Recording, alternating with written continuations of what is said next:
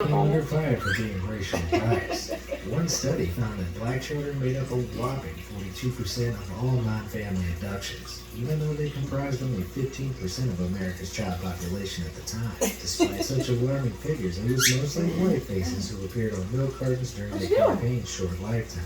Partly as a result of its controversial reception, the Milk Carton Kids campaign fell out of favor from around 1987 onwards, particularly as plastic jugs replaced the trusty cardboard carton on grocery store shelves. One of the last known cases to be advertised in such a way was a 16-year-old Molly Bitch, who disappeared during a lifeguarding shift in Warren, Massachusetts in the year 2000. Molly's parents selected the milk carton method as a last-ditch attempt to locate their daughter, but unfortunately it ended in tragedy.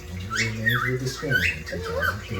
Although it was short-lived and highly scrutinized, this unusual practice paved the way for many of the new reforms surrounding missing child cases in the U.S. In 1982, Ronald Reagan passed a bill called the Missing Children Assistance Act, which assured parents that every effort would be made to locate victims after reports were filed. For a while, pizza boxes, grocery bags, and envelopes were also printed with missing photos until the Amber Alert system, which we still use today, came into effect in 1996. This new system follows the same logic, but makes use of technological advancements by delivering information directly by digital highway billboards, email, SMS messages, and even more recently, people's Facebook feeds. Nowadays, the strange legacy of the Milk Carton Kids remains at the forefront of the American imagination, but they may not have been around for long. With thousands of faces staring out from milk cartons on those stock shelves, fridges, and family dining tables is a constant reminder of the progress that was made to better the chances of broken families. At a time when police inefficiency was rife, especially when it came to non-custodial kidnappings,